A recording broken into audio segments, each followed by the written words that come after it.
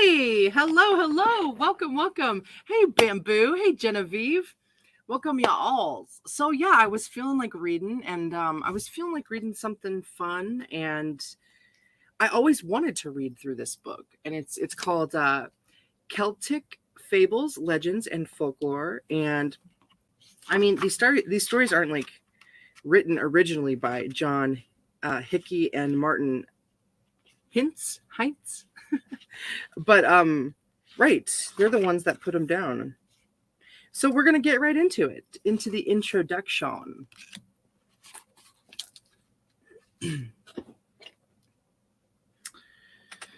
Yay! Welcome, Heidi. We're just starting off. The early Celts lived in a world of nature and spirit, of beautiful earthly things and some things not of this earth. It was a world where spirits and fairies ruled the night, and warriors and queens ruled the day. Seated around forest campfires or in the hills of the great kings, the ancient Senachis, or Irish storytellers, were the historians of their age.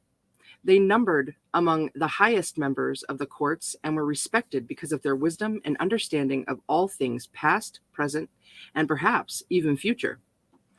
Their stories kept the spirit of the Celts alive through the long, dusty ages, through wars, famine, conquests, colonialism, and now into modern life. For the Celts, their stories were educational missives, moral tales, highbrow narrations, epic adventures, stern warnings, marvelous tales, and above all, fun and entertainment. There is still a bit of the storyteller in most of the Irish, whose gift of gab is legendary. They have a marvelous tradition wherein no one thinks twice about spending hours chatting, weaving words into wonderful tapestries, blending dreams, facts, and fancies into one. For the Irish, there is nothing more impolite than a visitor not taking the time to hear a story. After all, the speaker is putting heart and soul into their words, which flow like the lovely Shannon towards the sea. The stories, songs, and poems in Celtic fables, legends, and folklore draw on this rich heritage of the Irish, as well as on that of their Scottish and Welsh counterparts. By giving full attention to these legends and myths, we learn how to conquer our own fears and rise to whatever occasion merits. We become stronger, happier, and more confident in ourselves when we hear how Jack bested the devil or how Finn Mccool got one over on the Scottish giant. After all, if they can do it, why can't we? This book of Celtic tales gives the reader a peek into the days of antiquity and then moves on to stories of the spirit world and Ireland's mythical landscape. For good measure, there's a bit of sport included, some animal anties, several stories with religious twists, and of course, some reflections on life, love, and death. The vivid Celtic imagination is fuel for our own creative juices, but only if we allow ourselves to pass through an open door to this outer world of words. So take the time to unlock the mystery of the Celtic soul, revel in the enjoyment of ancient tales, and learn that the use of one's imagination is a great antidote to what ails ye. Isn't that a cool beginning, you guys? Ooh, I loved it. That was the intro. Welcome, Mr. Hugh. Awesome. Code. Awesome. Very good. So, early times. Oh, there's even a picture here.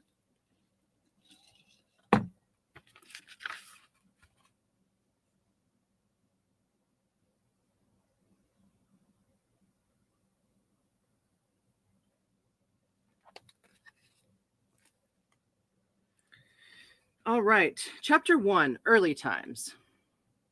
3 things one should do every year. Listen to a storyteller at a fireside, give a hand on a corn harvest field, and climb an Irish mountain. Michael John Murphy, Mountaineer.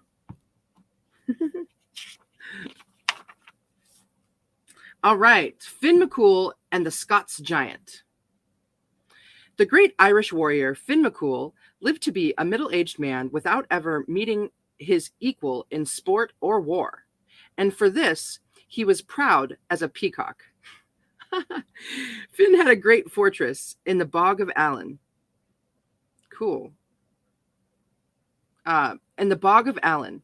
And there he and his hand of warriors would practice their swordplay and arrow shooting, or they would toss boulders 30 or 40 miles away to build the quay off Dublin that we see today.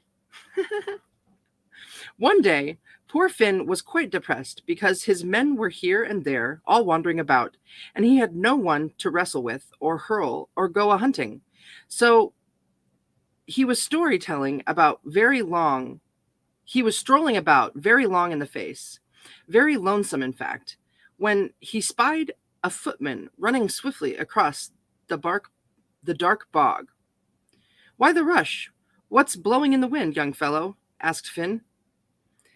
"It's the great Scots giant, Fir Rua, or Fir Rua, in the wind." Crap. It's so famous and I don't know how to say it. Okay. "He's come over the stones in the sea that led from Scotland to Ireland. He'll be here in less time than it takes the stag to leap or the hare to run," came the reply. "Fir Rua wants to meet the great Finn Mccool and see who is the best man." "Whoa, what?" said Finn. "I hear that Fir Rua is 3 foot taller than me, and I'm 3 foot taller than any man in Ireland. I must find out more about how to deal with this fellow. I'll speak with Granny about it all. She'll know what to do." Ha! It wasn't far off or long about that the terrible Scotsman was seen walking with thunderous strides up the stony path that led across the bog to Finn's home. He carried a sword as sharp and long as 3 scythe blades, and a spear the length of a house. "Where is the man, Finn Mccool?" the giant roared when he reached the gates of the fortress. "Is he in?" "He most certainly is not," said one of Finn's guards, looking at the giant from one of the corner towers of the fort. "He is hunting stags at Killarney, but there is someone within who will talk with you. Follow me, please." So off they went, the two of them. In the hall, the Scots giant spied the trunk of a long fir tree with an iron tip on it and a round block of wood with an iron as wide as 4 chariot wheels. There is the shield and spear of Finn," said the guard. "Up-a-bow," thought the giant. "This Finn must be a great strong fellow." They went into a room where sat the Lady Granny, calm as the full moon. Dang, I love this. Okay, calm as the full moon. Off in the corner was a cradle with Finn tucked under the blankets as a young babe. I need to use something to follow these words. This paper is so cool and grainy, but this will help me. Maybe I'll use this card. Okay. "You're welcome to sit, Fir Rua," Granny said with a smile. "Relax by the fire and have some supper." With that, she put down a big griddle cake, with the griddle itself inside. A round piece had been sliced from part of the rim. For a beefsteak, she gave him a piece of red oak planking, disguised with a thin layer of hard meat on the outside. At the first bite of cake, the giant broke 3 of his teeth. When he tried to chew the beef, his remaining teeth stuck to the chewy wood. "By me, ma'am," said the giant, extracting the splinters and pieces of oak from his mouth. Extracting the splinters and pieces of oak from his mouth. "This is a strong diet you give your company." "Oh, Lord love you," said Granny. "The children here think nothing of it." She took the cake to where Finn was lying in the cradle and gave him a piece that had been removed earlier. With great smacking of lips, Finn chewed up the cake. He gave Fir Rua a grand smirk after all it went down. Oh, actually, a grand wink after it all went down. "Glory," thought the giant. These are wonderfully strong people. Well, Granny couldn't... Dang, dude. Is it a good idea to read when I'm this relaxed? Well, Granny couldn't let the giant go away without having a drink. So they laid a keg of beer in front of him, one that held 4 gallons, and the giant emptied it in one drink, since he hadn't had any of the cake or meat. I'd like to see how Finn amuses himself after a meal, said the giant after draining the keg. That is fine, said the guard. Step outside if all is well with you. It was, and they did. When they were outside, the guard pointed at piles of 5 large stones, each in the shape of a gatepost. Those are their finger stones, the ones they cast to see who throws them the farthest. It is a great throw when one reaches Dublin. Oh my gosh. Sometimes Finn does even better. He tosses them out into the sea where they stick upright. So, right, is this these stories?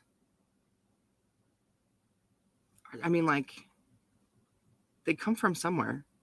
All right. The guard asked the Scots giant if he would like to try his hand at tossing the stones. The giant picked up... Oh, and then it goes to another page. But look, here's a picture.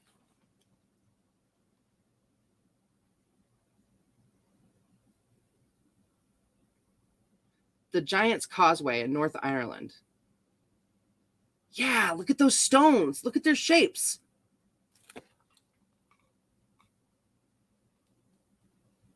All right. The giant picked up one stone and flung it as far and as hard as he could. The great rock barely made it to the bog when it came crashing down into the mud. There it was, swallowed up with no sign of it passing. That was a long way from either Dublin or the sea, thought the Scots giant.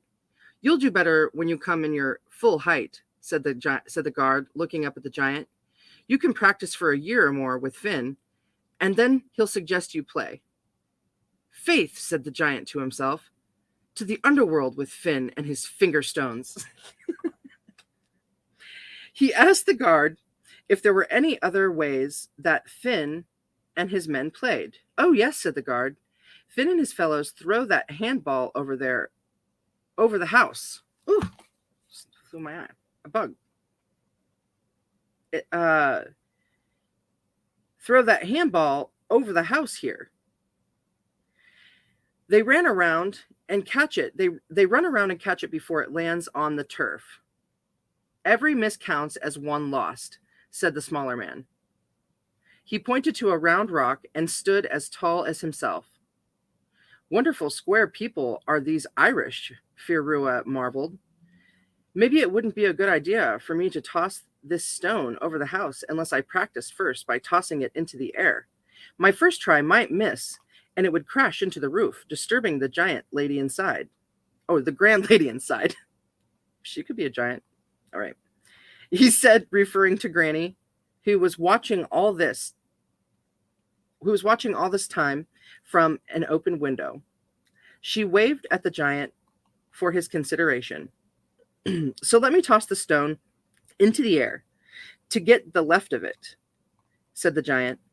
With a giant, oh my gosh, man, I'm really struggling. I don't know. With a grunt, he picked up the boulder and threw it far into the sky. It returned to earth with a rush, hitting the giant square in the center of his head. The impact felled the giant, who awoke a few hours later, rubbing his head. He looked very angry. I suppose Finn won't be home tonight, he said to the guard, who had stood by the unconscious giant the whole time. Sire, he'll be back in a week or more, the man replied. Well, bid my adieu to him. I must get back before the tide overtakes me on the crossing, the giant said, glad to be on his way, and he was never seen of again in that land of Finn Mccool. Ah, how cool Mccool is. Oh, man. Oh, shoot. All right. Let's try another one. Let's see if I can do it. Hey, Desert Rose and Adams. Woo! And Trace. Yes. So good. Oh. Okay. The Flight of the Sluggard. After a great meal was held at the fortress of Almhuin, the Fianna marched to Causeway in Limerick, where Finn Mccool set up his tent and dispatched his warriors to search for game along the lanes and byways, through the valleys and the mountains that straddle the rough borders of Limerick, Cork, and Kerry. As he was sitting in his tent, waiting for his men to return, Finn opened his chessboard and began to play with one of his lieutenants, a man who was called Baldconan. While they played, a scout approached to announce the arrival of a huge man dragging a broken-down horse after him. The man himself was lolling along, his feet going in all directions in a slow and witless manner. When he was within hearing range, Finn said, "Who are you, and what do you want?" The newcomer replied, "I am Giola de Kier, the slothful fellow. That is the name I am called. The place I am from is not worthy of mention. No one will hire me. I'm so lazy. So I decided to come and talk with the great Finn, seeking to be in his service." And Finn replied, "Why should I hire such a person as you, who brings along such a sad-looking horse?" The man rejoined, The horse is for me, to carry me when I deliver messages. I am so lazy. Hire me, and you will never regret it." This caused everyone around to shout with laughter, loud enough to frighten all the wild hares, seals, hawks, and whales, so that they fled far away to their lairs in the mountains, forests, or ocean. Looking for more such harmonious release, but still not believing he should employ the man and his horse, Finn told the slothful fellow that he could stay with his warriors for the night. "May the king of Loch Lane live in fear of you for a dozen centuries. You brazen fellow, go, my poor man, and gaze upon the noble beasts in that nearby meadow, where you will see what real horses are like. Take your wretched beast with you. Finn Mccool allows you." And there's a picture right here. Finn Mccool and the Fianna.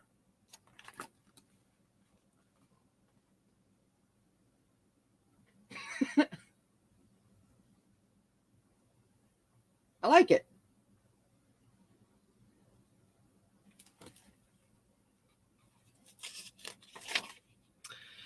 Finn Mccool allows you. But Finn was hardly settled back to his chess match again, with Baldconan opposite, when he heard such a neighing and thunder of hooves from the pasture that he jumped to his feet and ran outside the tent to find the problem. There was a bony old horse, biting and kicking at the great war steeds of Finn Mccool and his warriors, scattering them to all corners of the field. "Dog of a sluggard, run to yon pasture and tie down your various beast, or your vicious beast." Your vicious beast. "And don't let me see either of you ever again," yelled Finn at the top of his voice. But the man shouted back, "Finn Mccool, we will be at the other side of the mountain before your servants can reach the meadow. But let Conan come and seize it by the mane, and I'll guarantee that it shall be still." It was no sooner said than done, for Conan, the bald, was swift of foot. Finn's warrior grabbed the horse's mane, and it stood as if turned to stone. "Get on him, Conan, and perhaps he'll move," suggested the man. So up leapt Conan, and strokes from his rod fell upon the horse's rump. Still it did not move, as if the bedraggled animal was rooted to the earth. Ah, how could I forget? Put 6 of your best men on the horse, then it will move, asserted the slothful fellow. All of his best men? Oh no. Okay, well, let's find out. A half dozen of Finn's stoutest warriors now mounted the steed, along with the strange man who owned the horse. At his touch, the horse turned into a mighty stallion and raced off to the ocean, faster than any arrow fired from the strongest bow. When they had reached the surging waves, the horse and all its riders galloped across the surf as if it were a meadow. Then they disappeared into the sea foam. The last words of Finn Mccool's warriors drifted back like the cry of lost gulls. For the horse and man were druids of the Toth Danan people. Those who are ever young and live beneath the sea.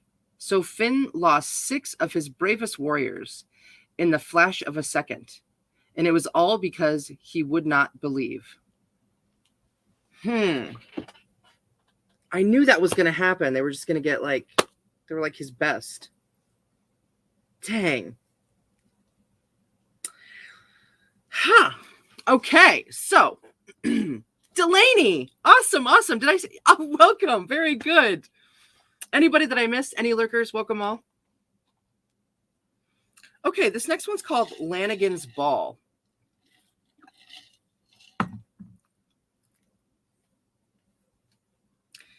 In the town of Athy, one Jeremy Lanigan battered away till he hadn't a pound.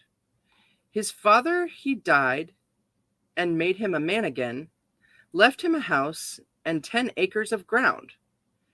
He gave a grand party to friends and relations who wouldn't forget him if he went to the wall.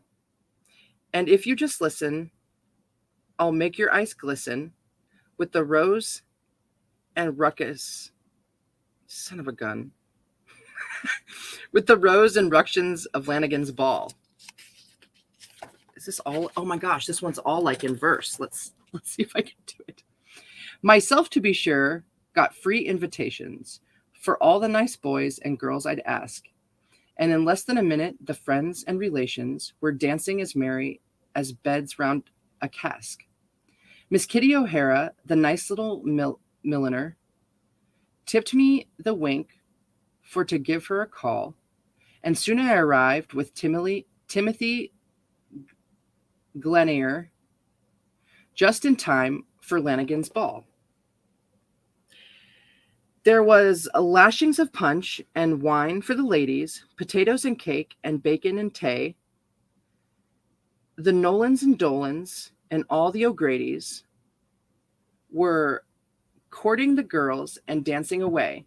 Songs they sung as plenty as water from the harp that once thought Tara's alt hall to Sweet Nellie Gray and the Ratchcatcher's Daughter, all swinging together at Lanigan's Ball. They were starting all sorts of nonsensical dances, turning around in a Nate whirligig. But Julia and I soon scattered their fancies and tipped them the twist of a rare Irish jig. Oh, a rail Irish jig.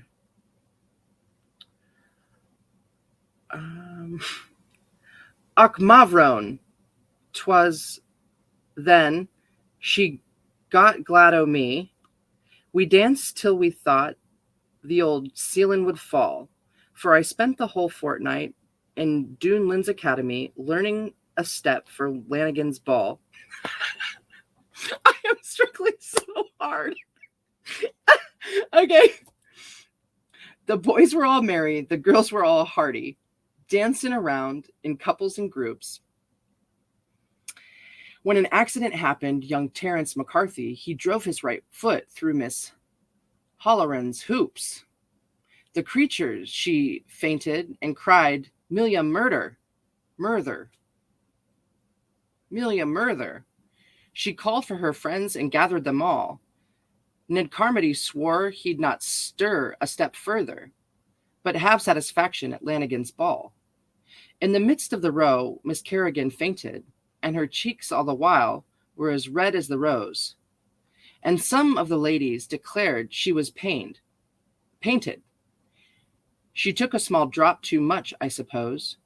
Her lover, Ned Morgan, so powerful and able, when he saw his dear Colleen stretched out by the wall, he tore the left leg from under the table and smashed all the china at Lanigan's ball.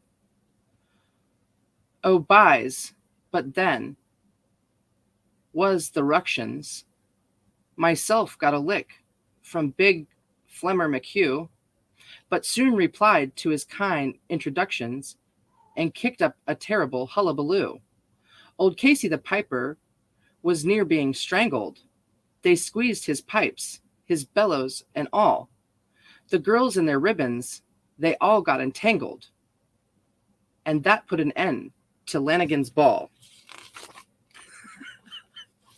That sounds like a bar brawl. It seems ridiculous for me to keep going. I don't know. It's really hard for me to see these words now. I just feel like I end up making excuses for myself. I am having a good time, though. Did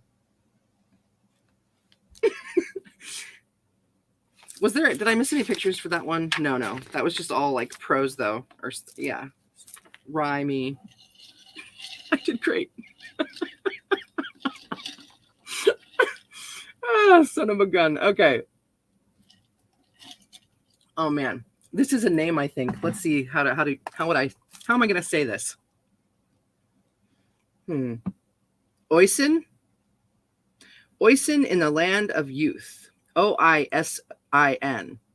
Oisin. I like Oisin better. I don't know what it is. Oh. Good. It is fun to laugh. Hullabaloo. Oh, man. Okay. Oisin in the land of youth. Okay. I don't know if I'm going to end up keeping this stream up, but we're doing it. Okay.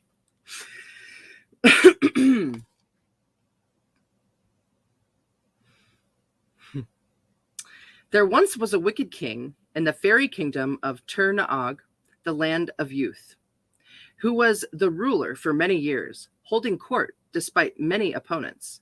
The law said that every 7 years, the country's champions and warriors should stand for the kingdom's crown. So every 7 years, they all gathered in front of the palace and raced up to the top of a hill about 2 miles afar. At the top of the mound was a chair. The first man to sit in the chair was crowned king of Tir Naog for the next 7 years. Crap, I used to be positive how I pronounced that. I'm not anymore. Okay. After he had ruled for those many generations, the current king was becoming weary and worried, fearing that someday someone would take his crown. So he asked his chief druid, "How long shall I keep the chair to rule this land? Will any man sit in it before me and take the crown from me?" The druid gathered his robes about him and responded, "You will keep the chair and the crown forever and ever. That is, unless your son-in-law snatches them both from you." The king had no sons, but he had a daughter, the most beautiful woman in Tir Naog. The likes of her could not be found anywhere in Ireland, nor in any kingdom in the world above or the world below. Ooh. When the king heard the druid's warning, he proclaimed, "I will not have a son-in-law in this family. I'll just hide my daughter in such a way that no one will want to marry her." What a D-bag. All right. Then he seized up a staff. Shit. Then he seized up a staff capable of casting spells. Ooh. And he called his daughter before him. The king struck her with the staff and put a pig's head in place of her own. Then he sent the unfortunate girl away from his castle. Satisfied with his evil deed, the king turned to the druid and said, "Ah, no one will want her now, and my throne is mine forever."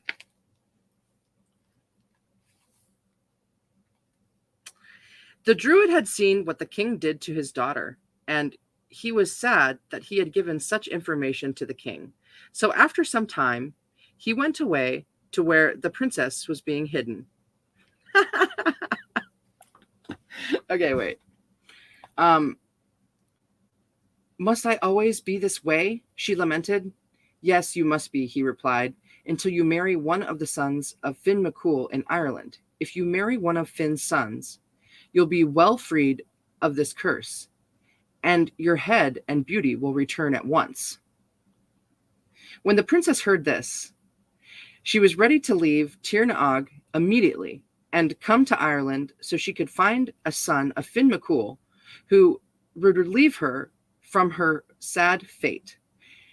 She heard that Finn and his warriors and sons were living at the time on Knockanar.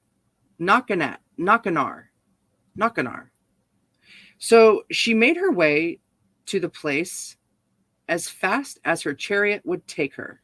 Ooh, awesome. I like it. Okay. Hiding in the forest above their camp, she spied on Oisin, one of Finn's most fair sons, and was pleased with his strength, good looks, and kindness. It was usual for Finn and his men to go hunting in the mountains of Ireland.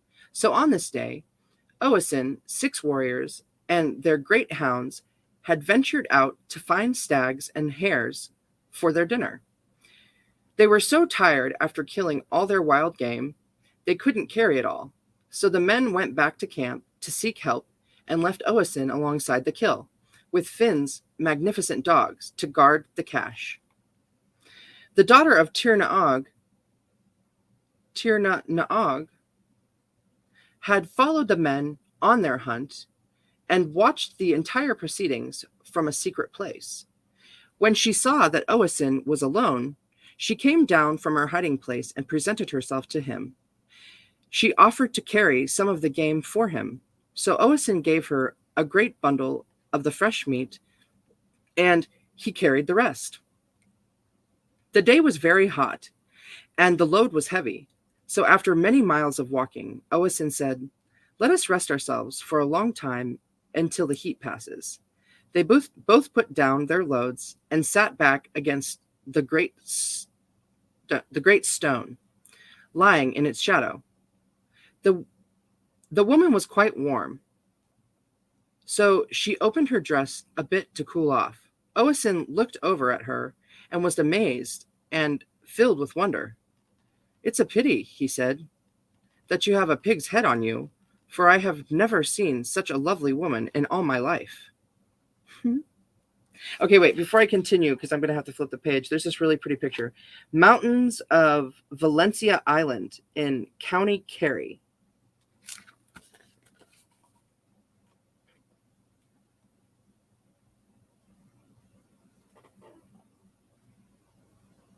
So nice.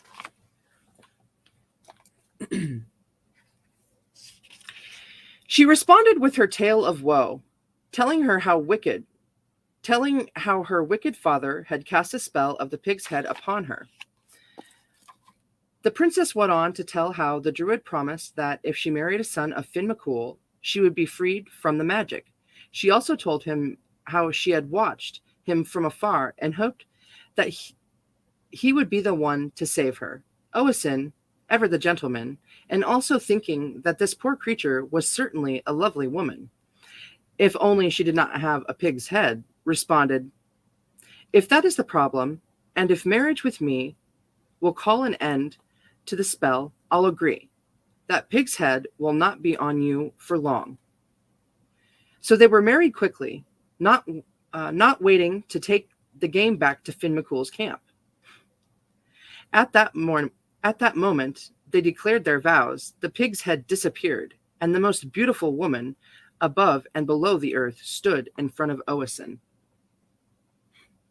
But unless you return with me to Tir na Og, we must part, because I cannot stay long in this world of humans. Pfft. Shouldn't she have said that? Shouldn't she have said that before they got married? Maybe, I don't know, maybe she did. Maybe that's like backstory.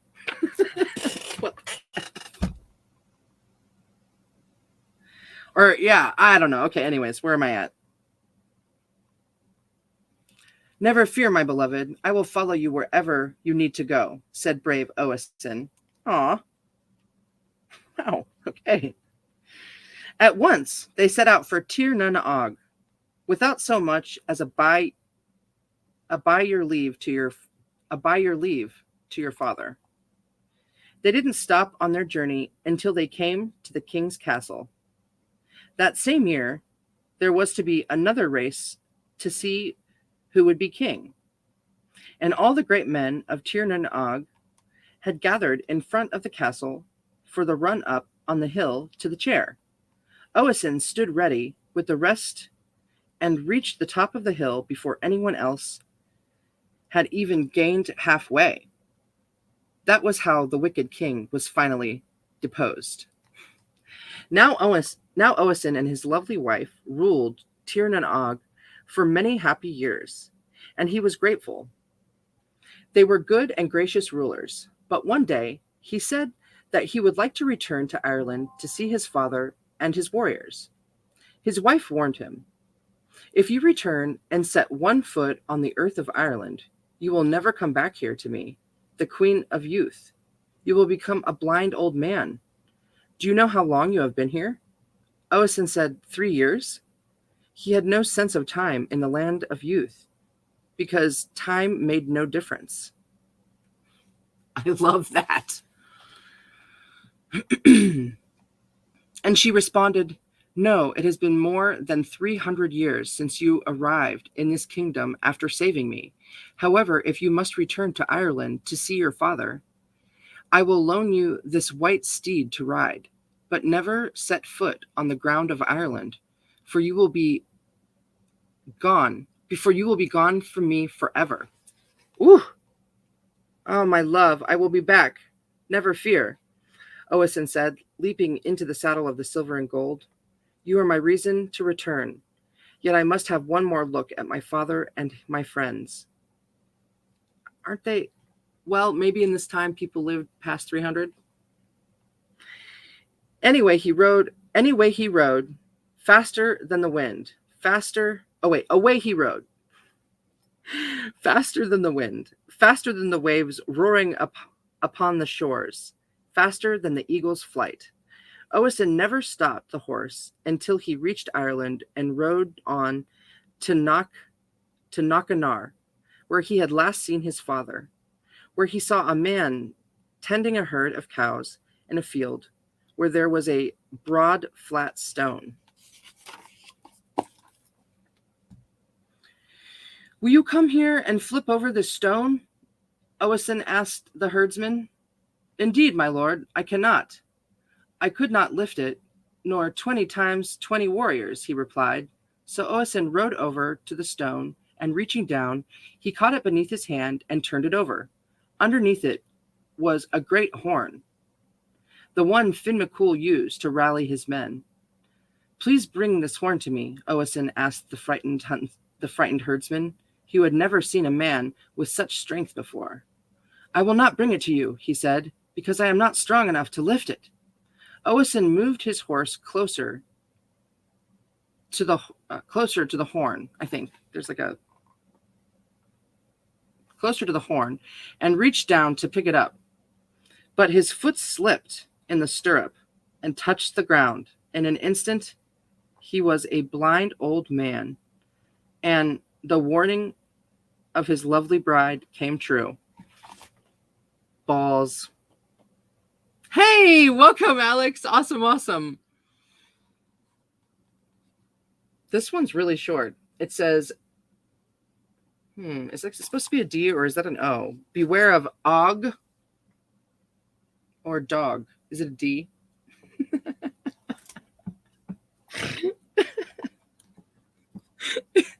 You'd think it's dog, but I don't know. Og? Oh yeah, it's dog.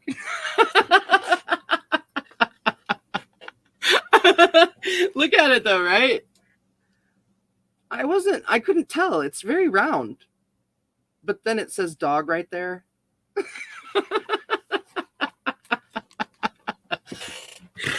Oh shit. Hey, Tanya, yes! Welcome! Awesome! Oh my gosh. Dude, so awesome that we got to hang out. Holy crap. That was awesome. Shit. Okay, so beware of dog. Also sometimes pronounced og.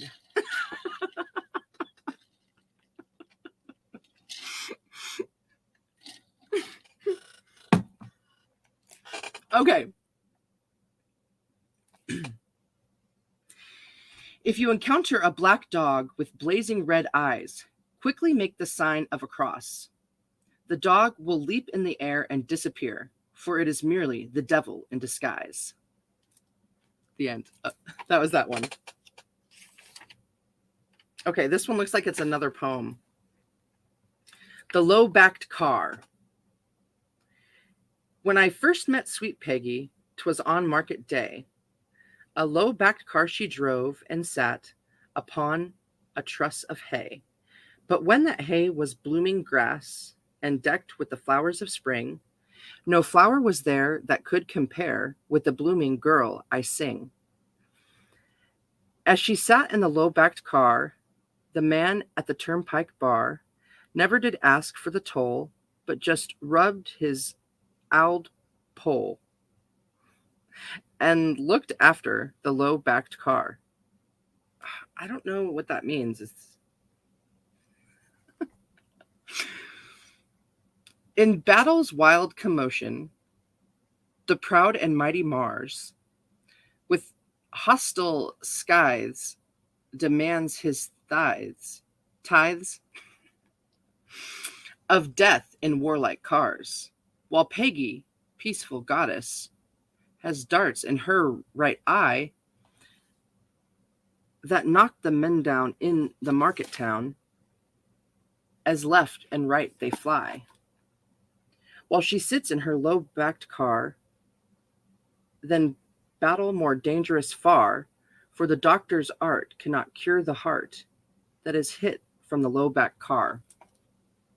Sweet Peggy round her car, sire, has strings of ducks and geese, but the scores of hearts she slaughters by far outnumbers these, while she among her poultry sits, just like a turtle dove. Well worth the cage I do engage of the blooming god of love. While she sits in her low-backed car, the lovers come from near and far, and envy the children that Peggy is pickin' as she sits in the low-backed car.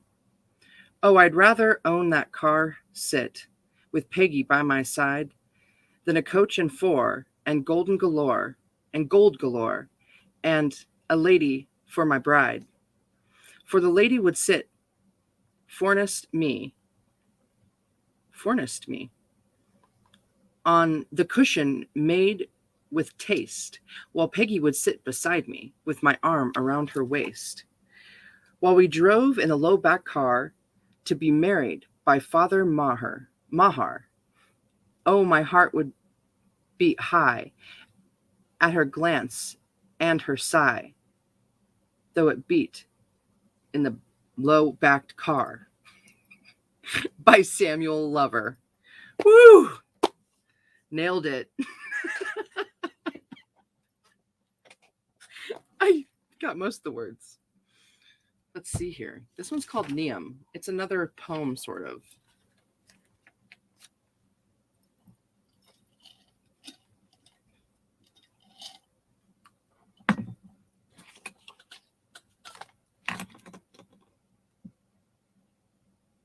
Ah, cool. I'll read that.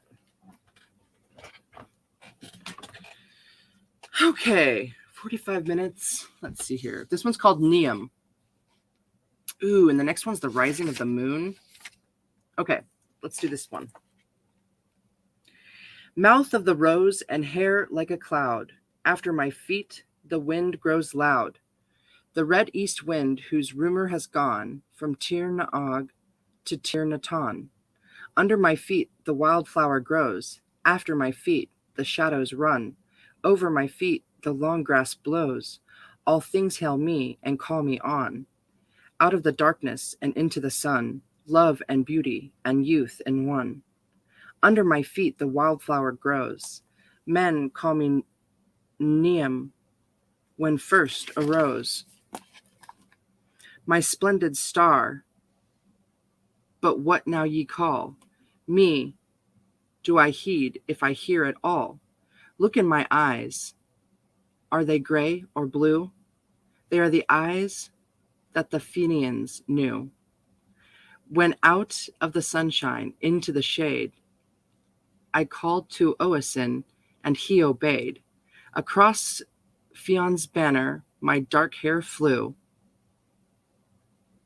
and safe in its leash my love I drew. I called to Oisin, and he obeyed. Out of the sunshine into the shade. Though the words were out, and the war horses blew, and wisdom and pride my voice gainsaid. But 100 years or 100 or 1,000 years I kept my lover from hopes and fears. In druid dark on my arm he slept. Shall I not keep men even as I kept? Twixt a man and his wisdom let blow my hair. The man is beside me, and wisdom's where? The Fenians died, and the high gods die. But spring's immortal, and so am I. I am young, I am swift, I am fair to see. My blood is the sap running new in the tree. Shall I not keep man even as I kept Oisin free from his falling sept? Who shall deny me, or who gainsay? For the world is beginning anew today. Youth is glad, for the world is wide. Tarry, O youth, love is here at thy side. The world is beginning anew today. Fire is awake in each clod of clay. The ragweeds know what has never been told, by the old to the young, or the young to the old. The hawthorns tell it in broad daylight. The evening primrose awaits the night. Her beautiful secret she shuts in close. To the last late bee goes home from the rose. And I am the secret, the flower, and the tree. I am beauty, O youth. I have blossomed for thee. Wow, that's beautiful. By Mrs. W.H. Chesson, Nora Hopper.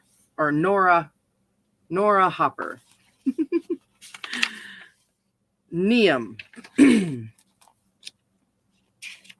Okay, so let's see how long this one is. Not so long. I like that. I like that these are short.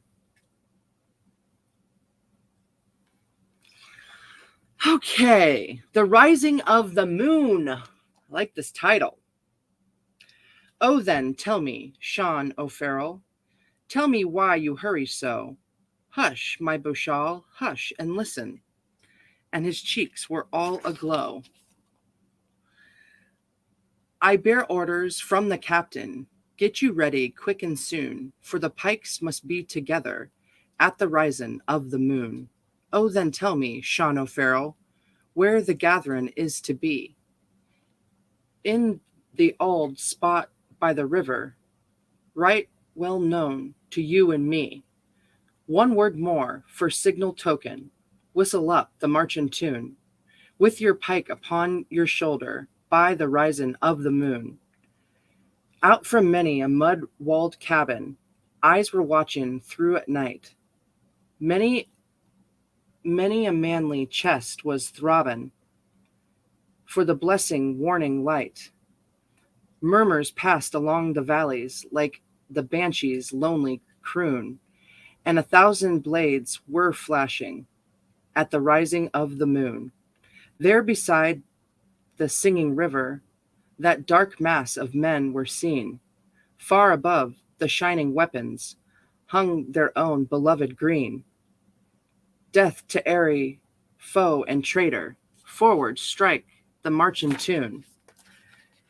And hurrah, my boys, for freedom. T is the rising of the moon. Well, they fought for poor old Ireland, and full bitter was their fate.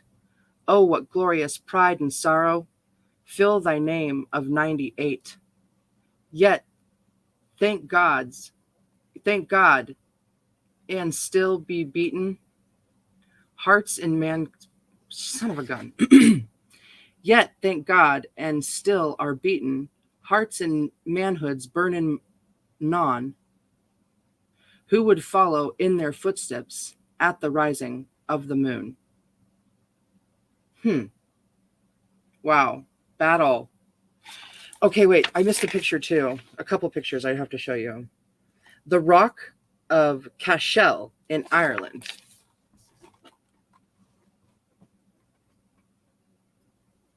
Woohoo! Castles!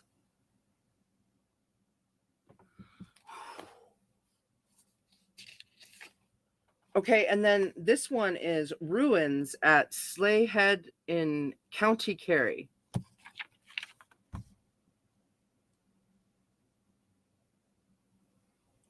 You see how there's like all these dots on this page? I know I complain a lot, but like, like sometimes the letters look different. These little dots. Prelly, dude, welcome. AF, Osimo. Everyone, welcome. So cool. Okay, let's see how long this one is. Hey, it's another shorty. Let's do it.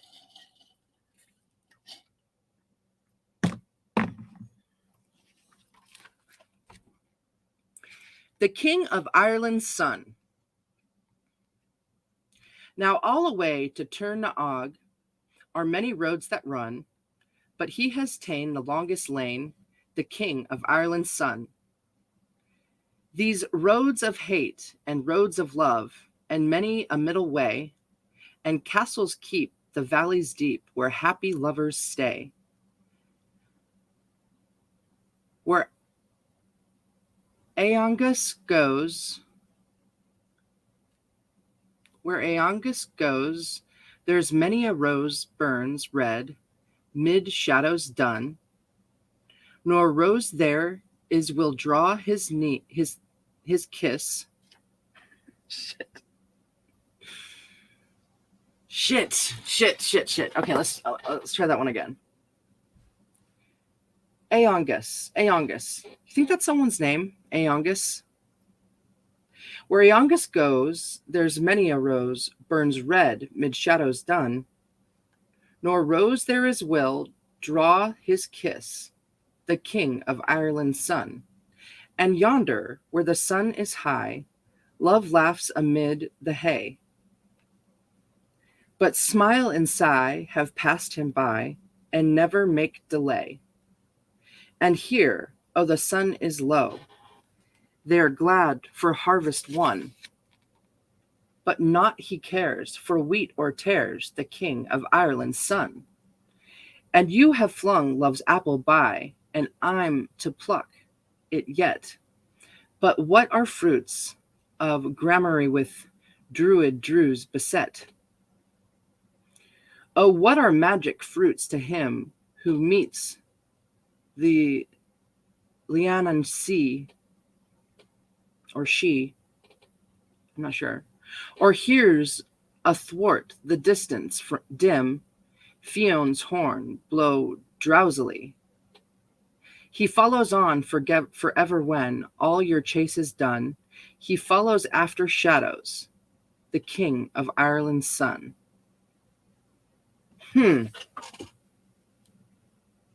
I think I understood that. I'm not sure. Okay, this picture. Ballymalice Castle in County Kerry.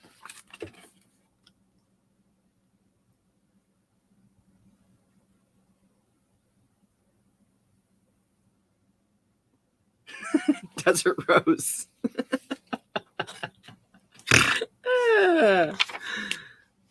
Okay, so that was chapter 1. Chapter 2, fairies, spirits, and things that go bump in the night. He hammered and sang with tiny voice, and sipped his mountain dew. Shit. And sipped his mountain dew. Oh, I laughed to think he was caught at last, but the fairy was laughing too.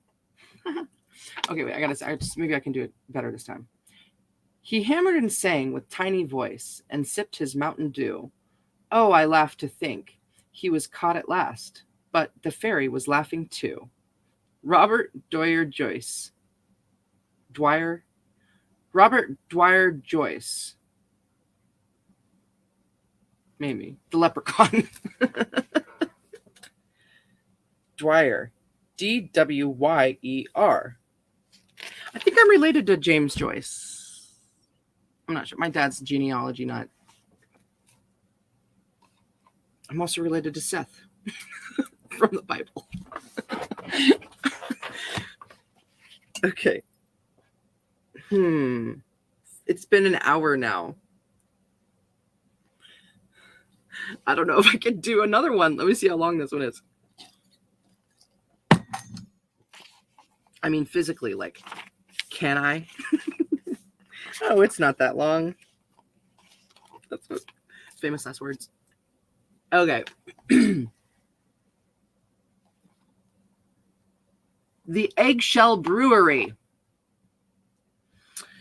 Once in a town just south of the great city of Dublin, there was a young mother named Mary Sullivan. She had an infant son not more than 1 year old.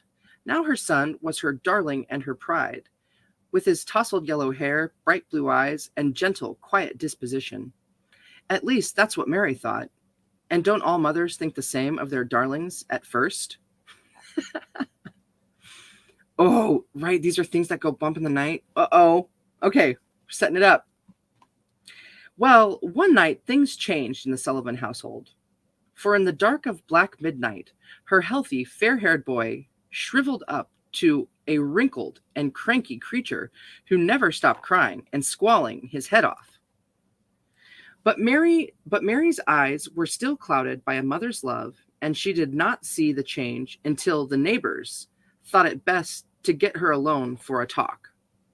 Sure, the child's not yours, Mary, her best friend said gently. The fairies have taken your boy. It's a changeling. You're nursing now. Of course, this upset Mary a great deal, and she began to weep like the falls of the Shannon. Another woman said, by way of comforting her, "Don't carry on so, Mary. The fairies have your boy to raise, and they've given you one of their own in exchange." Somehow, this wasn't as comforting to Mary as it was meant to be. But gradually, she grew attached to the changeling, even though its face was withered and its body was that of an old man, shrunk to the size of a baby. Still, she said to herself, "It does look somewhat like my own darling boy." So, despite the advice of friends, neighbors, and even the doctor, Mary didn't have the heart to toss the creature into the stove or to burn off its nose with a red-hot tongs from the fireplace or to throw it into the snow outside. Damn, dude, right?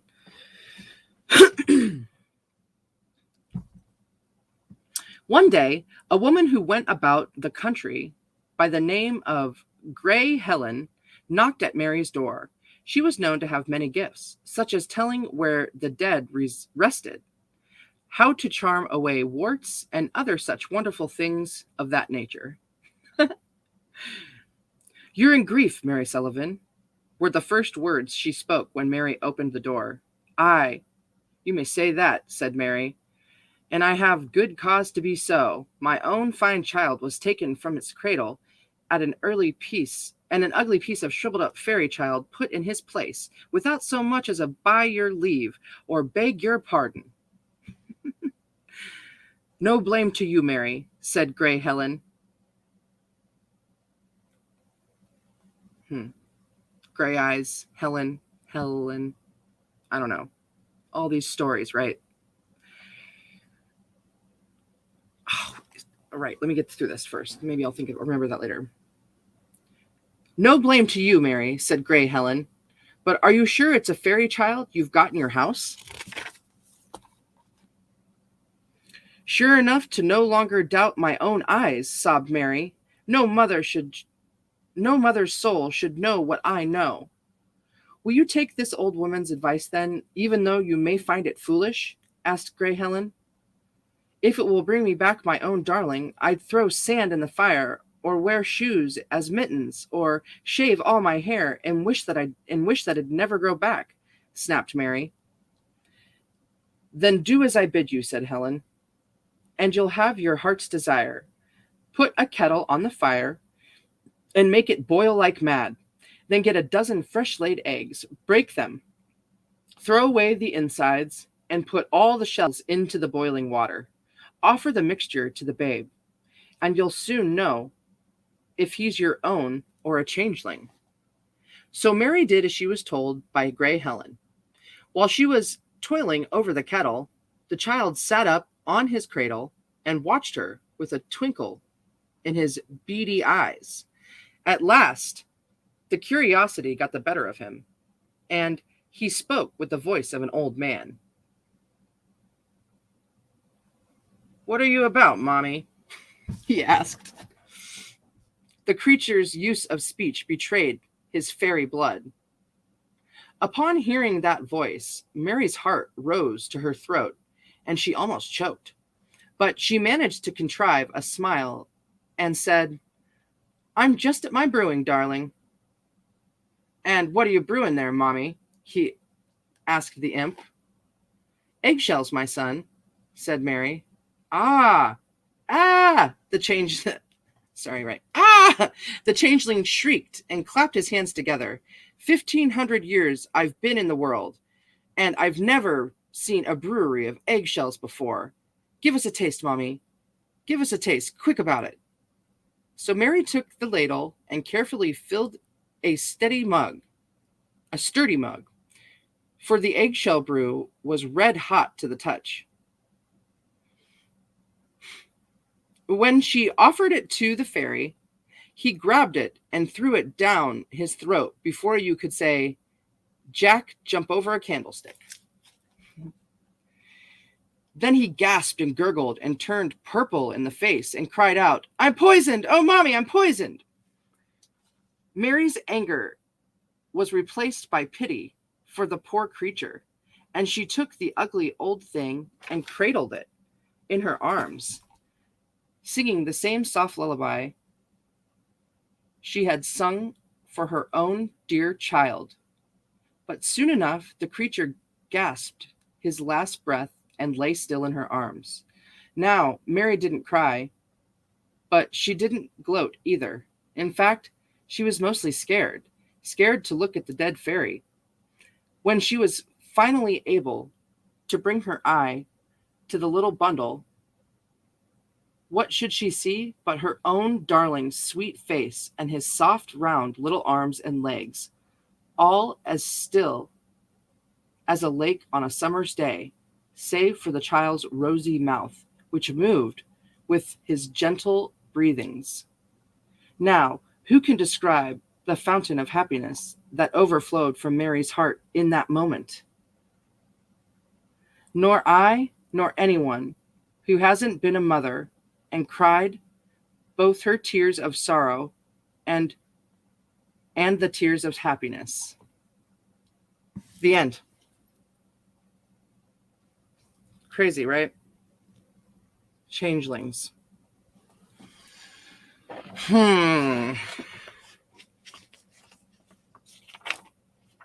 Did I miss a picture to show you? Oh, yeah. An Irish cottage.